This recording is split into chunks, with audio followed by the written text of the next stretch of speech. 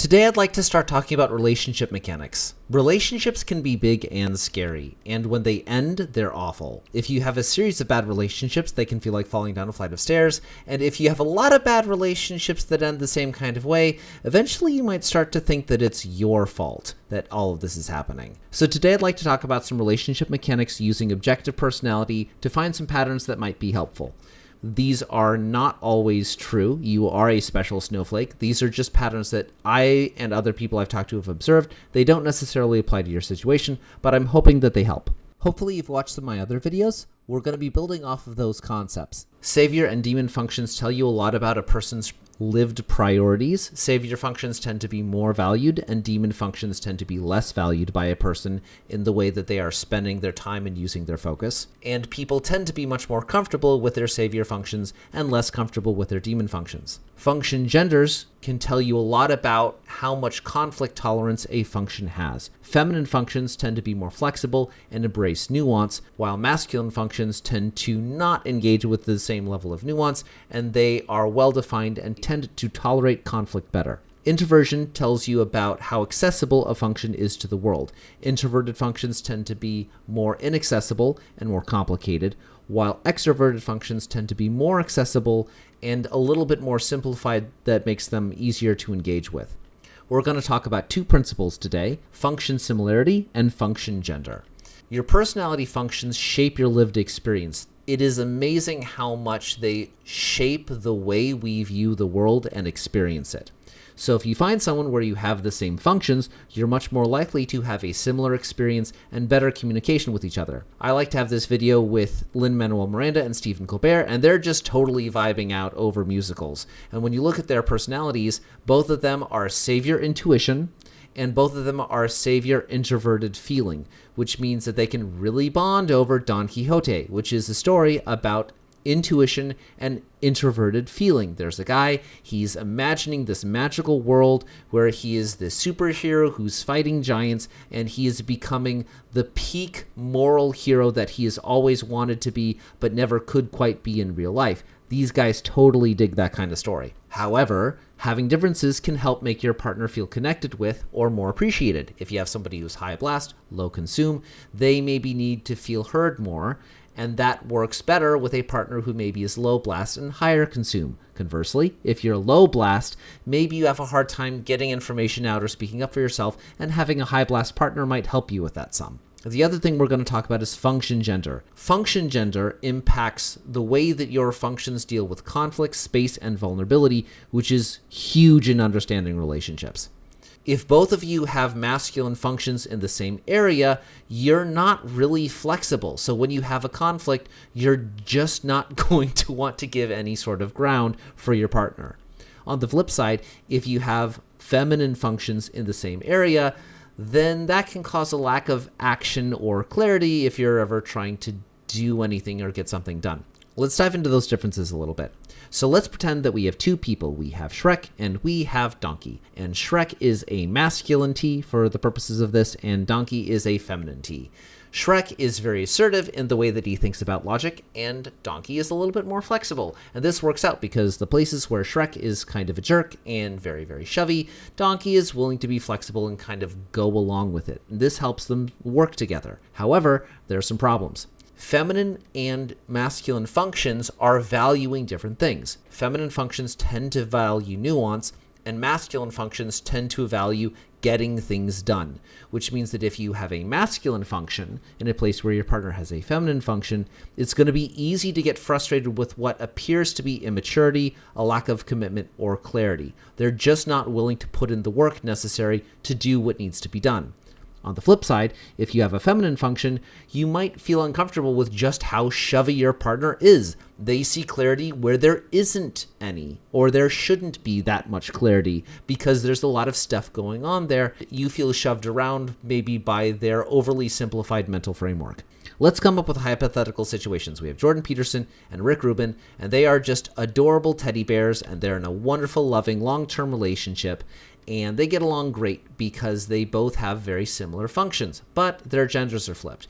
we have Jordan Peterson with a masculine extroverted intuition and Rick Ruben with a feminine extroverted intuition. That's going to make it really easy for Jordan Peterson to view Rick as sort of not being very immature or able to move forward in the concept space, whereas it's going to be easy for Rick to see Jordan as kind of a bit of an oversimplifying bully. Let's take a listen as to what these functions sound like, and you kind of could imagine what it would be like for these two guys to be in a relationship together. That's actually why people get married, you know. This is built into marital vows. I'm not leaving, ever, no matter what. It's like, okay, well, that definitely puts a boundary around our arguments, right? And if your whole life is, well, every time you get out of line, I'm out of here. It's like, how the hell are you? First of all, you're not going to admit to ever doing anything wrong. Second, you're going to be on you're like a scared cat the entire relationship because, well, who knows, it could just come to an end at any moment. You know, people say, well, if the possibility of divorce is open, it makes you free. It's like, yeah, that's what you want. You want to be free, eh? Really? So you can't predict anything. That's what you're after. It's a vow.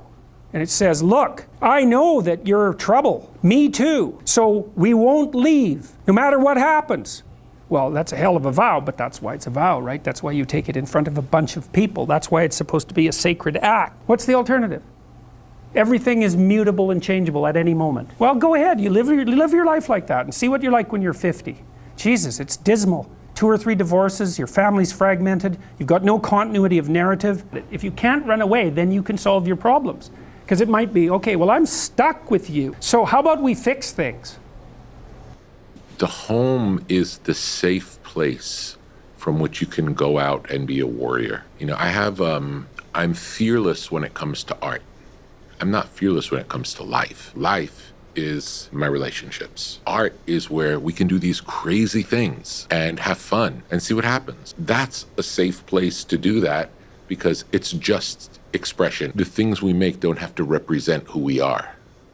They're just the things we make. And that's a point of view. It's like, this is interesting to me in this moment. Check it out. So Rick is holding a lot of space for nuance and understanding and flexibility to explore without exerting a lot of pressure, whereas Jordan Peterson is using his function's masculine qualities to drive forward, to understand commitments, and to create real contrast and purpose in his life. Both of those things are really, really good and valuable, but it's going to be very easy for those functions to wear on each other's weaknesses as these people are in a relationship for an extended period of time.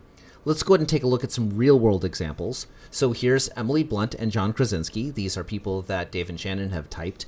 And when you look at them, you notice that John Krasinski, savior, introverted intuition, savior, extroverted thinking, those are both at the top. He's an observer, so he's more concerned with chaos and control and things. You'll notice that his saviors are both feminine and his demons are both masculine. That means that he's going to come across as this very gentle sort of person.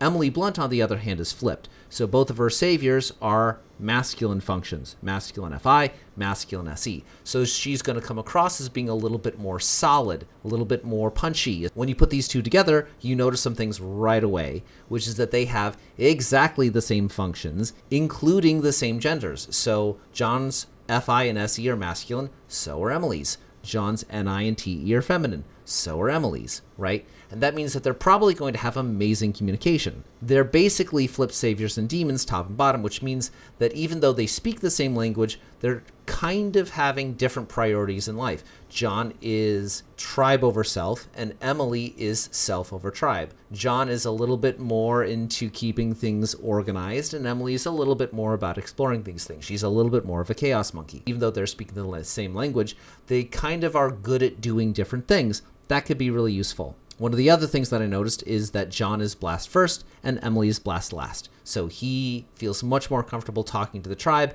and Emily is probably going to be a little bit more reserved. In a lot of ways, they're sort of like Cameron and Lauren, who I talked about previously, where they have the same functions, but the saviors and demons are flipped. They're very different people, but they have a common framework for communication and understanding.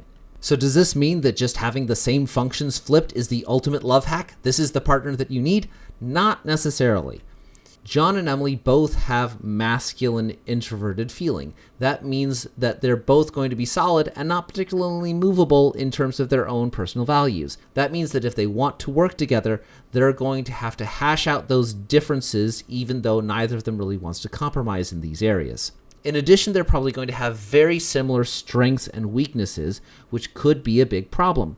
Both of them are sort of squishy on long-term planning, and they're both good at being flexible with people, but they're not very good at being flexible on their values. If they run into a situation that requires concrete long-term planning, or being more flexible in the way that you understand the world, or being more assertive with people in the thinking space, they're going to run into issues. Here's an example of a couple who did not stick together, Jennifer Aniston and Brad Pitt. I'm using them because Dave and Shannon also typed them as well. They were married in 2000, divorced in 2004, so they lasted for about 4 years. And when you look at their personality type, they have exactly the same functions. They're both FISE. But what you'll notice is that Brad Pitt is masculine functions on the top, so a masculine FI and a masculine SE, and feminine functions on the bottom, feminine NI, feminine TE. Jennifer Aniston is flipped, so feminine functions on the top, masculine functions on the bottom. So we can kind of picture them like Shrek and Donkey and guess what kinds of problems that they could have had. It is possible, for example, because Jennifer Aniston has a masculine TE, that maybe she's shovey in the extroverted thinking space, and Brad felt bullied that there were lots of demands being placed on him that he really wasn't comfortable saying no to, but wore down on him over time. On the flip side, Brad Pitt is a masculine FI. He could have been very shovey or demanding in the personal value space in ways that Jennifer Aniston couldn't meet, or maybe she even transgressed somehow where she did something that he didn't morally approve of, and he's like, nope, that's it. I can't take this anymore. They're also both SE, and Brad Pitt is masculine SE, whereas Jennifer Aniston is feminine SE. That might mean that he might see her as not being as practical or mature in those areas where he really cares about exploring the world. But when you go and you look at what they actually say about the relationship, you notice a couple interesting things. Jennifer Aniston talks about how Brad Pitt's a little bit mean-spirited sometimes, in that he's not very sensitive to people being hurt by what he says or his opinions. That feels very much like a masculine FI, and maybe that could have been difficult to deal with sometimes. But it seems like the core of the problem when he was in a relationship with Jennifer Aniston, that his life wasn't an interesting life that he wanted to live. He was looking for something sort of beyond it, and he wasn't quite sure what it was. It's interesting because his relationship wasn't going in the direction that he wanted it to. That could be because both of them are demon introverted intuition. Neither of them are doing a good job of planning for the future and making sure that they're going in the direction that they want to. That seemed to really be bothering Brad. So even though they have all of these similar functions and are probably really good at understanding each other and do a great job of communicating, when you put them together, their flaws lined up in a way that they weren't comfortable with long term. So what are some conclusions we could make? I think it's really important to find value outside of yourself, especially when it comes to function genders. Your partner is going to be flexible in ways that you're not, and you're going to be solid or flexible in ways that they're not. That can hold a lot of value in terms of getting things done, but also capturing nuance. And there's a lot you can learn from your partner in those areas. In addition, just being the same isn't always the best long term. You can communicate well, but if you stack both of your same flaws on top of each other, that can cause problems if that's something that's important to you in your life. In order to have a good partnership, you have to grow beyond your faults. There's going to be more to come. This is a big topic, and hopefully we'll be able to cover some things that you find useful. I know this is really important to everyone. Good luck out there. Hope to see you soon.